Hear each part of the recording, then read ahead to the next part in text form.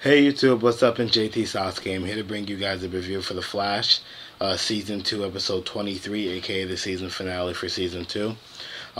Before I get into that, though, I just want to talk about a quick couple of things. First off, sorry for the lighting. I'm home, and the lighting in my room sucks. I just wanted to get this video out here and talk to you guys about it.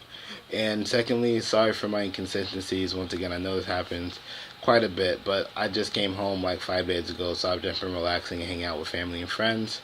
And before, I was doing finals and preparing for finals, so my schedule got kind of busy. But here I am. You're going to be getting this video tomorrow, which will be Thursday. You'll be getting your Arrow video Thursday as well, and then you'll be getting Bleach and One Piece Friday.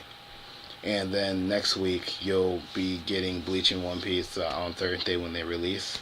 Um, with that being said, let's go right into it. So, first off, I want to say that this was a really good season finale. I liked it a lot better than the first season finale. And I'm not saying that the first season finale was bad.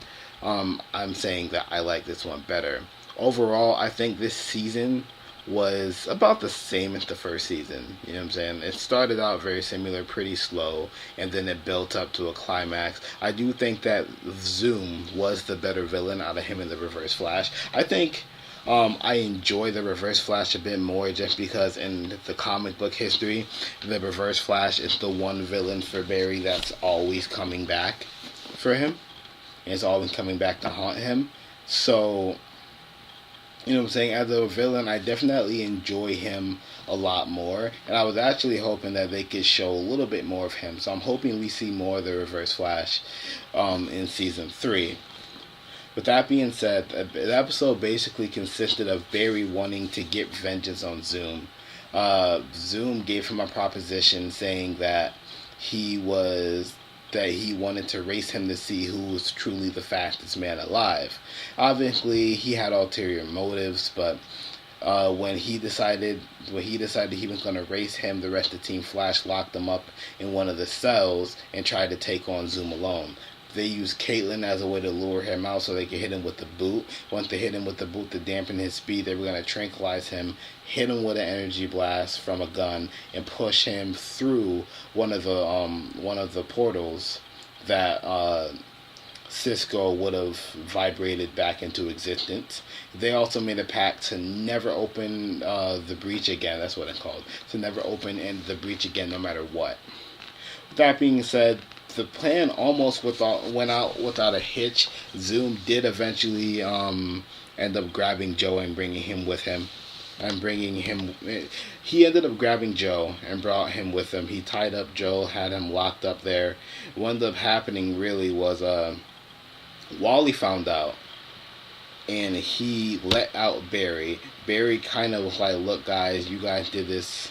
You guys didn't consult me or Wally on this. We're not part of this pact. I'm going to get Joe back one way or another, whether you guys help me or not. So they decided to help him. Cisco was actually able to help.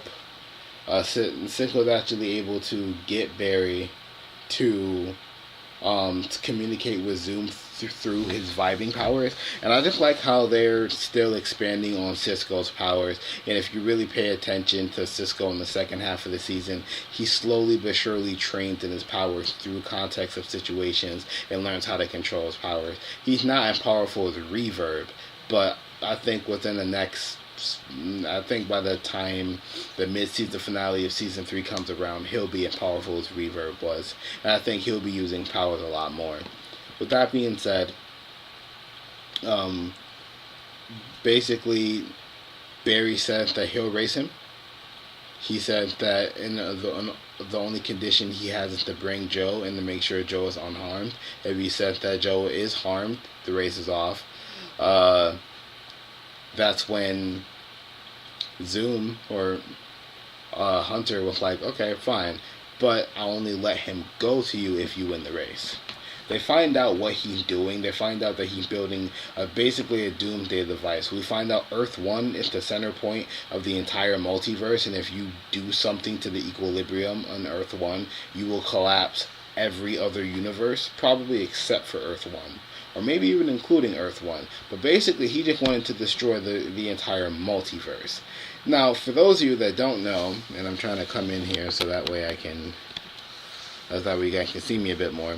But for those of you that don't know, there's a comic book title where in the 80s called Crisis on Infinite Earths, and basically this character known as the Anti-Monitor tried to destroy the entire multiverse, and Barry Allen, who was the Flash at the time, decided to stop his Doomsday device by running around it so fast that he disintegrated into energy, effectively saving the entire multiverse, or what was left of it anyways, but killing himself in the process, which led to Wally West picking up the mantle of the Flash, and thus I believe the Bronze Age of comics started at that point in time, or maybe it was the modern era, I'm not sure. But either way, Wally West became Flash and so on and so forth. They're obviously not going that direction, but that's basically what this was. It was kind of like an homage to Crisis on Infinite Earths. What he ended up doing when they raced, he ended up using a time remnant of himself, and the time remnant is the one that ended up stopping the Doomsday device and killing himself in the process. In the meantime, the actual Barry kept racing Zoom, and he beat the crap out of Zoom. Like, Zoom got wrecked, like completely wrecked. And that was very interesting because we always typically see like Barry getting wrecked by Zoom. I don't know. I think Zoom kind of let it happen because I think at this point not only was he trying to destroy the multiverse, but he was also trying to prove that the Flash is just like him. Obviously that doesn't happen as the time wraiths come out and they take Zoom away. Now, something that you guys probably don't know if you're not a comic book fan, is that there's something called the Black Racer, which is basically in the comic book universe is the Speed Force's version of is the Speed Force users' version of Death, because apparently the speedsters are too fast for normal Death to catch up with them. So there's a speedster who is literally their personification of Death. The reason why I bring this up is because when he got basically sucked kind of dry by the time wraiths, he looked almost exactly like the Black Racer, and his emblem turned white with red outlinings, and so did his symbol, the lightning bolts on the side of his ears as well. He looked very reminiscent to the Black Racer. So I think he's going to come back. Zoom's definitely coming back. Either next season, either if it's for, maybe, I don't know, maybe it's for something that pertains to Barry. It most likely will be, but he's going to be back. Zoom's not dead. He's not defeated. He's not gone. He'll be back. With that being said, the episode pretty much ended with Barry being very upset. We got to see that John Wesley Shipp is actually the guy in the Iron Mask, and he is the real Jay Garrick. So his father's doppelganger on another Earth is Jay Garrick. He didn't talk about it just because, and I feel like it wouldn't have mattered anyways. Not to mention he doesn't really have any ties to Barry, that Jay Garrick, but he is appreciative of being set free. Apparently he still has his power too, which is good. We get to see a touching goodbye between Dr. Wells and Jesse and everybody else. I can't help but feeling like there is some romantic tension between Jesse and Wally that we probably won't get to see just because Barry kind of fucked things up in the end. And we also do get to see that things are not going to play out between Barry and Iris. They were going to, and it was going to happen, but Barry was like, I'm a broken man, and if I'm going to be with you, I need to make sure that I'm not a broken man, which I can respect that. And Wallace and Iris was like, she told him she loves him. He said he loves him too. He said that he loves her too. And then Barry went back in time and saves his mom from dying that night because he just couldn't handle it. Now, I personally think this is very interesting because now what they're doing next season is the Flashpoint Paradox. And for those of you that don't know, for those of you that have stayed this long, the Flashpoint Paradox is both an animated movie, which was adapted from a comic book series.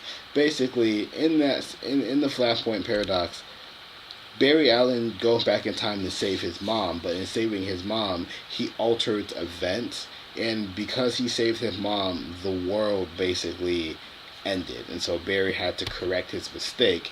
In the comics, by correcting his mistake, he merged like three different worlds and created the New 52.